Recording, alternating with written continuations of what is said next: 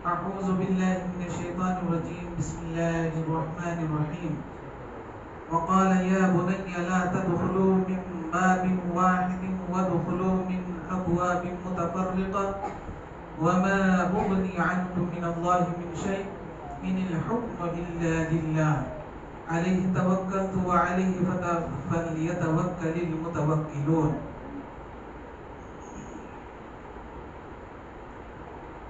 اللہ تعالیٰ کا فضل و احسان ہے کہ اللہ تعالیٰ نے آج 25واں روزہ اور 26ویں تراویح کی نماز باجماعت ادا کرنے کی توفیق عطا فرمائے. الحمدللہ اللہ تعالیٰ سے دعا کروں کہ اللہ تعالیٰ ہمارے اس قیام کو قبول فرمائے، ہمارے صیام کو قبول فرمائے، ہمارے زکوٰۃ صدقات اور تمام دیگر چھوٹی بڑی تمام عبادتوں کو شرف قبولیت بخشے، آمین. محترم سامعین، بات چل رہی تھی حضرت یوسف علیہ السلام جو احسن القصص کہا گیا ہے، ان کے تعلق سے بات یہاں تک پہنچی تھی کہ وہ 10 بھائی حضرت یعقوب علیہ السلام کے پاس پہنچے اور عزیز مصر کی وہ سندیش، وہ خوشخبری سنائی کہ ہمارے وہ بھائی کو بھیجیں تو ان کے برابر بھی ایک اونٹ کے وزن جو لاد کر کے لے کے جائیں گے وہ زیادہ ملے گا، اگر ان کو لے کے نہیں جائیں گے تو دوبارہ ہمیں اناج اور غلہ نہیں ملنے والا ہے. بہرحال ان 10 بھائیوں نے اپنے والد کو پٹا سٹا کر کے سمجھا بجھا کر کے بات بنا لی، یہاں تک کہ بات پہنچی تھی. اب حضرت یعقوب علیہ السلام بنیامین کو ان 10 بھائیوں کے ساتھ کر دیتے. پہلی بات کہ جب یہ لوگ پہلی مرتبہ لے کر آ گئے تھے، ایک بار سامان لے کر کے آ گئے، اب یہ دوبارہ جا رہے ہیں. جو حضرت یعقوب علیہ السلام کے وصیت کیا کر رہے ہیں اپنے 10 بھائیوں کو، وہ کر رہے ہیں. تو جب روانہ کیا حضرت یعقوب علیہ السلام نے ان 10 بھائیوں کو اور ان کے ساتھ بنیامین کو بھی، تو کہا کہ وقال یا بنیا، حضرت یعقوب علیہ السلام نے کہا اے میرے بیٹو سنو، لا تدخلوا من ابواب واحدہ، تم لوگ ایک دروازے سے داخل مت ہونا، ایک دروازے سے داخل مت ہونا، بلکہ وَدْخُلُوا مِنْ أَبْوَابٍ مُتَفَرِّقَةٍ، بلکہ الگ الگ بھائی یعنی 2 3 ہو کر کے الگ الگ دروازے سے داخل ہونا. وَمَا أُغْنِي عَنْكُمْ مِنَ اللَّهِ مِنْ شَيْءٍ، دیکھو میں تم سے اللہ تعالیٰ کی کوئی بھی چیز میں ٹال نہیں سکتا. کیا مطلب ہے اس کا؟ مطلب یہ ہے، یہ 2 مطلب بیان کیا گیا. ایک مطلب یہ کہ حضرت یعقوب علیہ السلام کی یہ وصیت کہ ایک دروازے سے داخل مت ہونا ایک ساتھ، بلکہ الگ الگ دروازے سے داخل ہونا، اس کا مطلب یہ کہ اگر ایک ساتھ ایک ہی دروازے سے داخل ہوگے تو کوئی ایسے انسان ہوں گے جو تم 10 بھائیوں کو ہٹھے کٹھے بڑے خوبصورت دیکھ کر کے کسی کی نظر لگ جائے تو اس سے تم ہلاک و برباد ہو سکتے ہو. اس سے تم بچنے کے لیے حضرت یعقوب علیہ السلام نے ایسی وصیت کی. دوسرا مطلب یہ ہے کہ حضرت یعقوب علیہ السلام کا یہ کہنا کہ الگ الگ دروازے سے داخل ہونا کہ کہیں اللہ تعالیٰ کا کوئی قہر و غضب یا کوئی حادثہ اگر پیش آ جائے، ایک ہی دروازے سے تم گزر رہو اور کوئی حادثہ پیش آ جائے تو تم تمام کے تمام ہلاک ہو جاؤ. اس لیے اللہ تعالیٰ بہتر جانتا ہے. یہ حضرت یعقوب علیہ السلام کے دل میں بات آئی، یہ تو تقدیر میں جو لکھا ہوا ہے وہ ہو کے ہی رہے گا، لیکن حضرت یعقوب علیہ السلام کے یہ دل کی بات تھی جو اپنے بیٹوں کو یہ بتائے. تو باپ کا فرمان ہے اور باپ نے یہ بھی کہہ دیا کہ بیٹو دیکھو، اللہ تعالیٰ کا کوئی بھی عذاب یا کوئی حادثہ پیش آ جائے اللہ تعالیٰ کی طرف سے تو میں اس میں کچھ بھی نہیں دخل اندازی نہیں کر سکتا، نہ تمہارے اوپر سے کوئی عذاب کو کوئی مصیبت کو ٹال سکتا۔ یہاں ایک قابل غور بات ہے، ایک نبی، ایک اللہ تعالیٰ کا پیغمبر جو اپنے بیٹوں کو یہ وصیت کرتے ہیں کہ اللہ تعالیٰ کا کوئی قہر و غضب اگر تمہارے اوپر نازل ہو جائے تو میں تم سے وہ عذاب کو ٹال نہیں سکتا، تو پھر ہم اور آپ اور یہ پیر ولی بزرگ یہ کیسے ٹال سکتے ہیں ہمارے اوپر سے کوئی عذاب کوئی مصیبت؟ ہمیں کیسے اولاد دے سکتے ہیں؟ ہمیں کیسے روزی دے سکتے ہیں؟ ہمیں دیگر اور چیزیں یا بیماری سے شفا کیسے دے سکتے؟ جو آج ہمارے ماحول معاشرہ میں اللہ کی عبادت کو، اللہ کے حضور کو چھوڑ کر کے ایسی چیزوں کے چکر کاٹتے ہیں جس کی کوئی حقیقت نہیں ہے، جس کی کوئی وسعت نہیں ہے۔ جو حکم چلتا ہے تو صرف اور صرف اللہ تعالیٰ کا چلتا ہے۔ ایک نبی اپنے بیٹوں کو ایسی وصیت کرتے ہیں، اس چیز سے ہمیں عبرت لینے کی ضرورت ہے۔ پھر آگے کیا کہا؟ ان الحکم الا للہ، حکم صرف اللہ تعالیٰ کا چلتا ہے، اللہ کے بغیر کسی کا حکم نہیں چلتا۔ علیہ توکل، تو ہم تو اسی کے اوپر توکل کرتے ہیں، یعنی اللہ کے اوپر بھروسہ کرتے ہیں۔ وعلیہ فلیتوکل المتوکلون، اور ہر توکل کرنے والا اللہ کے اوپر ہی توکل کرتے ہیں، بھروسہ کرتے ہیں۔ یہ وصیت کر دی اور اپنے بیٹوں کو روانہ کر دیا۔ وَلَمَّا دَخَلُوا مِنْ حَيْثُ أَمَرَهُمْ، اپنے باپ کی وصیت کے مطابق جب عزیز مصر کے یعنی مصر جب پہنچے یہ لوگ، تو باپ کا حکم تھا، اس حکم کو بجا لائے جو ان کے باپ نے، امرہم ابوہم، ان کے باپ نے انہیں حکم دیا تھا، ما کان یغنی عنہ من اللہ من شیء، کہ میں تمہارے اوپر سے کوئی بھی چیز کو ٹال نہیں سکتا جو اللہ تعالیٰ کی طرف سے تمہارے اوپر مقدر کر دی گئی ہے، الا حاجۃ فی نفس یعقوب۔ یہ بات حضرت یعقوب علیہ السلام کے دل میں یہ بات آئی تھی، جس کی بنیاد پر قضا، انہوں نے یہ فیصلہ سنایا، انہوں نے یہ حکم دیا۔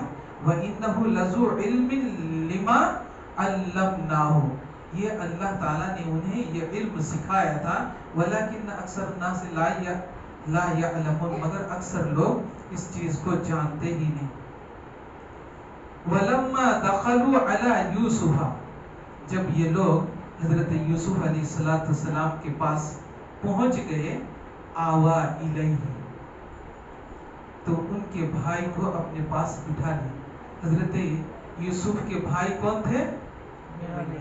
بنیامین، بنیامین کو اپنے پاس بٹھا لیا۔ الیہ اخاہ قال انی، تو حضرت یوسف علیہ السلام نے کہا، انی انا اخوکا، اے بنیامین میں تمہارا بھائی ہوں۔ اس آیت کے تفسیر میں ائمہ مفسرین لکھتے ہیں کہ جب یہ 10 کے 10 بھائی تو ایک ساتھ تھے، اور یہ بنیامین اکیلے، کیونکہ یہ ان کا ماں الگ ہے، باپ تو دونوں کا ایک ہی تھی لیکن ماں الگ۔ تو حضرت یوسف علیہ السلام نے ایسا حکم دیا تھا کہ ہر دو آدمی یعنی دو بھائی ایک کمرے میں چلے جائیں، یہ ایک مطلب بیان کیا گیا، اور ایک دوسرا ایک مطلب بیان کیا کہ ہر دو آدمی الگ الگ ہو جائے۔ تو 10 بھائی تھے، 2 کر کے یعنی 5 ڈیوائیڈ ہو گیا، 5 کمرے میں چلے گئے۔ اب بچے کون؟ بنیامین، یہ ایک مطلب۔ دوسرا اور ایک مطلب بیان کیا گیا کہ حضرت یوسف علیہ السلام نے ایسا کہا کہ تم جو ایک ماں سے ہو، 10 بھائی، یہ 10 بھائی جو ایک ماں سے ہو، تو تم 10 بھائی الگ الگ ہو جاؤ، 2 ہو کر کے الگ الگ ہو جاؤ۔ تو ایک ماں ایک باپ سے تھے تو وہ الگ الگ ہو گئے، لیکن یہاں پر ایک بھائی رہ گئے، ان کے جوڑے نہیں کوئی، کیونکہ ان کا ماں الگ تھا، تو یہ رہ گئے۔ تو جب یہ رہ گئے تو حضرت یوسف علیہ السلام نے ان کو اپنے پاس بلا لیا۔ اس کا ذکر یہاں پر کیا کہ وَلَمَّا دَخَلُوا عَلَى يُوسُفَ آوَا إِلَيْهِ أَخَاهُ، جب یہ لوگ حضرت یوسف علیہ السلام کے پاس پہنچے تو حضرت بنیامین کو اپنے پاس بلا لیے، اپنے پاس بٹھا لیے. قال، اور کہا کہ انی انا اخوکا، کہ میں تمہارا بھائی ہوں. فلا تبتئس بما كانوا يعملون، اے بنیامین تم کوئی رنج مت کرو، کوئی غم مت کرو، یہ لوگ جو کچھ کر رہے ہیں کرنے دو، لیکن تم کوئی فکر مت کرو. یہ کیوں کہا؟ حضرت یوسف علیہ السلام کے ساتھ جو کچھ بھی ہوا تھا، جب یہاں پر اکیلے میں جب ان کو بٹھایا تو حضرت یوسف علیہ السلام نے وہ ماضی کے یعنی گزری ہوئی جو تمام باتیں، جو واقعہ ان کے ساتھ ہوا، وہ ساری باتیں ان کے ساتھ کہہ دیا، کہ وہ ساری باتیں وہ ذکر کر دی، اور اگلا جو گیم کھیلنے والے ہیں ان کے ساتھ وہ بھی ان کے کان میں وہ بات رکھ دی کہ میں تمہارے ساتھ ایسا ایسا کرنے والا ہوں. تو آگے کہا کہ فلما جہزہم بجہازہم، جب کیونکہ جو غلہ لینے کے لیے آئے تھے تو جو خادم تھے غلہ ناپ تول کر کے ڈالنے والے، ان سے کہہ دیا تھا کہ ایسا کرنا کہ جو غلہ، جو جس چیز میں اناج جو پانی تم تولتے ہو، اس پیالے کو بنیامین کے کٹے میں، بنیامین کے بوری میں ڈال دینا. تو فلما جہزہم بجہازہم، جب ان کا سامان ٹھیک ٹھاک کر دیا، تیار کر دیا، جعل السقایا فی رحل اخیہ، تو جس پیالے سے، جس کٹورے سے وہ سامان کو تولتے تھے، ان کے بھائی، کن کے بھائی؟ یوسف علیہ السلام کے بھائی بنیامین کے بوری میں ڈال دیتے، اور ڈال کر کے پورا باندھ کر کے قافلہ ان کو روانہ کر دیتے، ہر اونٹ پر ڈال کر کے روانہ کر دیتے. وہ لوگ چل دیتے ہیں، اب عزیز مصر کے شہر سے نکل جاتے ہیں، پیچھے سے دوڑاتے ہیں. حضرت یوسف علیہ السلام جو گیم کھیلے تھے، اور پورا یعنی پلاننگ کے ساتھ یہ کام ہو رہا ہے، تو پیچھے سے ایک خادم کو دوڑایا. ثم اذن مؤذن، ایک پکارنے والے نے پکارا، ایتھا العیر، اے قافلہ والو ٹھہرو ٹھہرو. تو کہا انکم لسارقون، تم لوگ چور ہو اور چوری کرنے کے لیے آئے ہو. تو قافلہ والے تو چل رہے تھے، ان کا منہ ادھر تھا.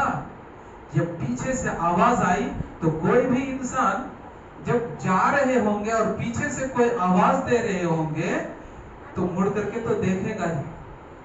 تو ایسا ہی مڑ کر کے دیکھا جس کا ذکر کیا، قالوا واقبلوا علیہم، تو ان لوگوں نے یعنی یوسف علیہ السلام کے وہ 10 بھائی جو جا رہے تھے قافلہ والے، واقبلوا علیہم، ان کی طرف توجہ کر کے یعنی اپنے چہرے کو ان کی طرف پھیرا اور کہا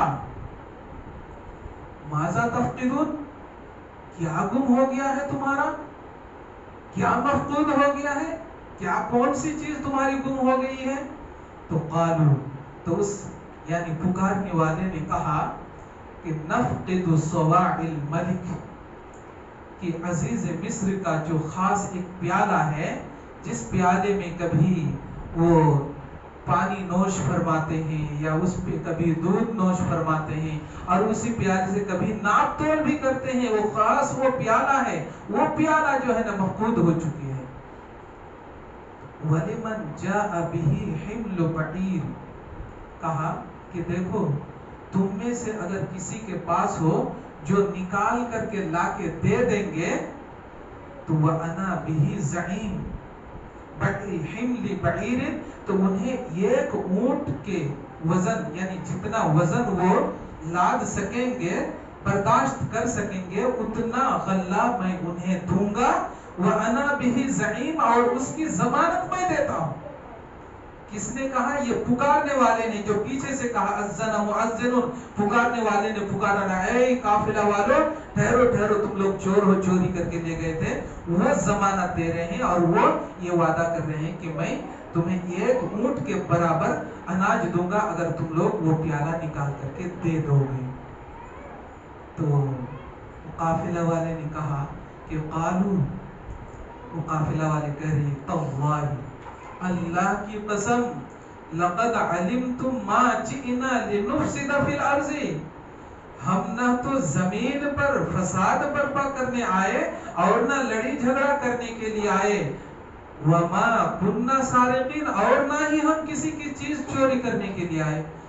ہم تو یہاں لڑی ڈالنے کے لیے نہیں آئے تھے، نہ چوری کرنے کے لیے آئے تھے، بلکہ ہم غلہ لینے کے لیے آئے تھے، غلہ لے کر کے جا رہے ہیں.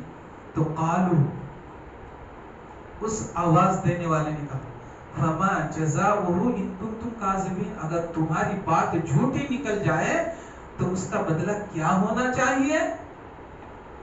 تو وہی لوگ پھر کہہ رہے ہیں قالو جزاؤہ، وہ قافلہ والے کہہ رہے ہیں کہ اس کا بدلہ وہی ہوگا مَوْ وُجِدَ فِي رَحْلِهِ، جس کے سامان میں وہ کٹورا، وہ پیالہ نکلے گا، فَهُوَ جَزَاؤُهُ، اس کا بدلہ وہی ہوگا. سمجھ رہے ہیں بات سمجھ میں آئی؟ یعنی وہ کٹورا، وہ پیالہ جس کے سامان سے نکلے گا اس کا بدلہ وہی ہوگا، یعنی اس کی جزا، اس کی سزا وہی ہوگی کہ اسے گرفت کر لیا جائے اور انہیں رکھ لیا جائے. اس کی تفسیر میں لکھتے ہیں کہ اس وقت حضرت یعقوب علیہ السلام کے اس دور میں اگر کوئی اس طرح کی کوئی چوری کر لیتے تھے تو جب چور پکڑا جاتا تھا تو اس کی سزا یہی ہوتی تھی کہ انہیں پکڑ کر کے اپنے پاس رکھ لیتے تھے، جب تک وہ چاہے وہ اپنے پاس ہی رکھ لیتے تھے. تو وہی بات ان لوگوں نے کی کہ جن کے سامان سے، جس کے بوریے سے، جس کے کٹے سے وہ سامان نکل جائے گا، وہ پیالہ نکل جائے گا، آپ ان کو رکھ لیجیے. تو قالو، کہا جزاؤہ من وجد فی رحلہ فہو جزاؤہ کذالک نجزی الظالمین. انہوں نے تو فیصلہ سنا دیا کہ جن کے سامان سے یہ نکلے گا انہیں آپ رکھ لیجئے، کذالک نجزی الظالمین، اسی طرح ہم ظالموں کو بدلہ دیا کرتے ہیں. اب وہ لوگ تو بذات خود وہ بوری کھول کر کے تلاش نہیں کیا، اب تلاش کریں گے کن کے بوری سے نکلے گا، پھر وہ سامان جب نکلے گا تو پھر آگے کیا ہوگا انشاءاللہ کل وہ بات سنائیں گے. اللہ تعالیٰ سے دعا کو کہ اللہ تعالیٰ ہم سب کو قرآن مجید کے ایک ایک حرف کو سمجھنے کی توفیق عطا فرمائے، قرآن کا فہم عطا فرمائے، قرآن کا ادراک عطا فرمائے، قرآن مجید کے مطابق اپنی زندگی گزارنے کی توفیق عطا فرمائے. یا اللہ تو ہر بلا مصیبت اور بیماری سے ہماری حفاظت فرما، ہمارے بال بچوں کی حفاظت فرما، ہمارے ماں اور بہنوں کی حفاظت فرما. یا اللہ ہمارے مسلیوں میں سے جو بھی تیرے راستے میں خرچ کیے ہیں، چاہے مسجد کے لیے ہو، مدرسے کے لیے ہو یا دیگر چیزوں کے لیے ہو، یا اللہ تو تمام کے زکوٰۃ صدقات خیرات کو قبول فرما لے. یا اللہ تو ہمارے روزے کو قبول فرما لے، ہمارے تسبیح و تحلیل کو قبول فرما لے، ہماری تلاوت کو قبول فرما لے. یا اللہ تو ہماری اس بیٹھک کو بھی قبول فرما لے. یا اللہ تو ہمارے گناہوں کو معاف فرما، ہمارے بال بچوں کے گناہوں کو معاف فرما، ہمارے ماں اور بہنوں کے بھی گناہوں کو معاف فرما، ان کی لغزشوں کو معاف فرما. یا اللہ ہم میں سے جن کے بھی والدین تیرے پیارے ہو چکے ہوں، یا اللہ ان کی لغزشوں کو معاف فرما، ان کی قبر کو نور سے منور فرما، ان کی قبر کو کشادہ فرما، انہیں کروٹ کروٹ جنت نصیب فرما. یا اللہ تو ہماری دعاؤں کو اپنے فضل کرم سے قبول فرما. آمین. تقبل یا رب.